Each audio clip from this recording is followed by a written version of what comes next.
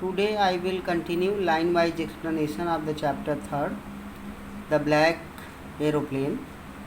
I'll take the risk, I thought, and flew that old Dakota straight into the storm.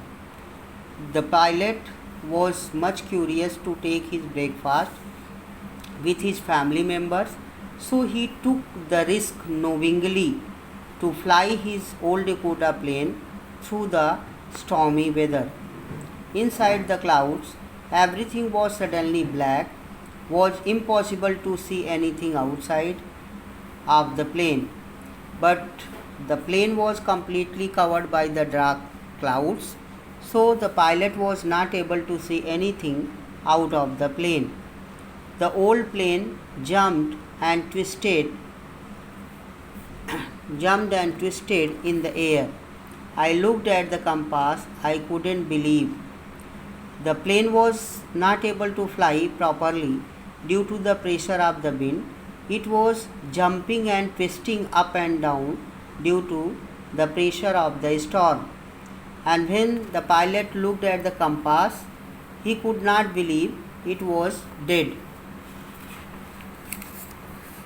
My eye's compass was turning round and round, and it was dead, and it would not work. The other instruments were suddenly dead too. I tried the radio. When the pilot looked at the compass, the needle of the compass was turning round and round, and it was dead, and the pilot could not know the direction because the compass was dead. So he looked at the radio. Paris control room, can you hear me? He was trying to contact to the Paris control room through the radio. There was no answer. The radio was dead too. The radio was also out of work. It was dead, so he could not contact to Paris control room. I had no radio, no compass, and I could not see where I was. The pilot was completely lost in the storm, and he could not contact anywhere due to lack of radio, and he could not see the direction due to lack of compass. I was lost in storm, then in the black clouds quite near me. Only he was watching one thing outside of the plane.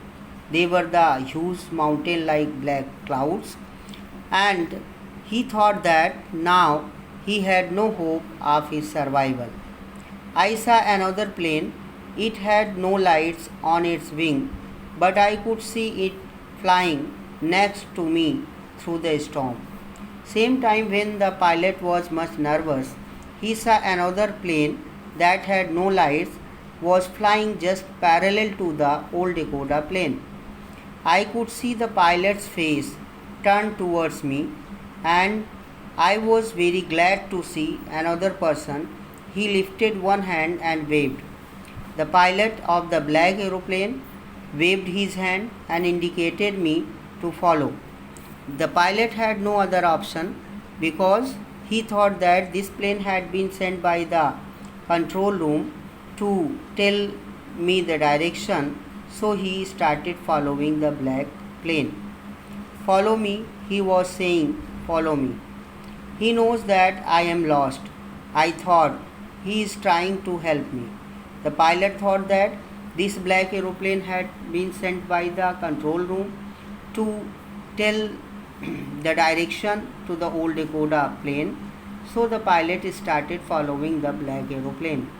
He turned his plane slowly to north and in the front of my Dakota so that it would be easier for me to follow him. The pilot of the black aeroplane turned his black aeroplane towards the north so that the pilot of the old Dakota plane also can turn and follow the black aeroplane. I was very happy to go behind the strange plane like an obedient child. The pilot had no other option to follow the black plane, so he started following the black aeroplane just like an obedient child. After half an hour, the strange black aeroplane was still there in front of me in clouds. The black aeroplane was flying and the pilot of the old Dakota plane was following him, and half an hour was spent only by following the black aeroplane. Now there was only enough fuel in the old Dakota last tank to fly for 5 or 10 minutes more. In the old Dakota plane, the fuel was not much left. Only the fuel that was left, old Dakota could fly only for 5 or 10 minutes. I was starting to feel frightened again, but then he started to go down and I followed through the storm. The pilot of the old Dakota plane was confused. He thought that his plane will crash due to lack of fuel. He was much frightened and shocked. Same time, he noticed that the pilot of the black aeroplane started landing his plane. So the pilot of old Dakota plane also started following him. Suddenly I came out of the clouds and saw two long straight lines of lights in front of me. Suddenly, by following the black aeroplane, the pilot of the old Dakota plane came out of the stormy and cloudy weather, and he saw the two long straight lines of lights in front of the old Dakota plane. It was the runway, an airport. I was safe. I turned to look for my friend in the black aeroplane. When the writer saw the runway, he was very happy. He found that he could safely land his plane. But when he turned back to see the black aeroplane, he could not see anything. But the sky was empty. There was nothing there. The black aeroplane was gone. I could not see it anywhere. When the pilot turned back, he could not notice the black aeroplane. Where the black aeroplane had gone, the pilot of the old Dakota plane did not know anything about it. I landed and was not sorry to walk away from the old Dakota near the control tower. The pilot of the old Dakota plane got down from the plane, went to the control tower to make an inquiry about the pilot of the black aeroplane. I went and asked a woman in the control center where I was, who the other pilot was. I wanted to say thank you. The pilot of the old Dakota plane went to the control room to make an inquiry about the pilot of the black aeroplane because he wanted to thank him because he had saved his life from the stormy weather. She looked at me very strangely and then laughed. The lady who was in the control room, she laughed, looking at the pilot. Why? Because she had seen only the old Dakota plane in the stormy weather through radar. Another plane up there in this storm? No.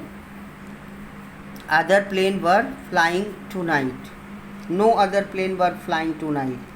Yours was only one I could see on the radar. The lady was surprised to hear the question that was made by the pilot because she had seen only the old Dakota plane through the radar in the stormy weather. She had not seen any other plane flying. So she was surprised, and with a great surprise she answered that she hadn't seen any other plane. So who helped me to arrive there safely without a compass or radio and without any more fuel in my tanks? Who was the pilot on the strange black aeroplane flying in the storm without lights? Now the pilot of the old Dakota plane was much shocked and surprised that who had helped him to come out of the stormy and cloudy weather without compass, radio or sufficient fuel. This question kept on hammering in his mind again and again. I think that it was the pilot's imagination that he had followed a black aeroplane. Probably he had followed any black cloud, and by his own efforts he came out of the stormy weather, and he was imagining that he was following a black aeroplane. This was the detailed explanation of the chapter.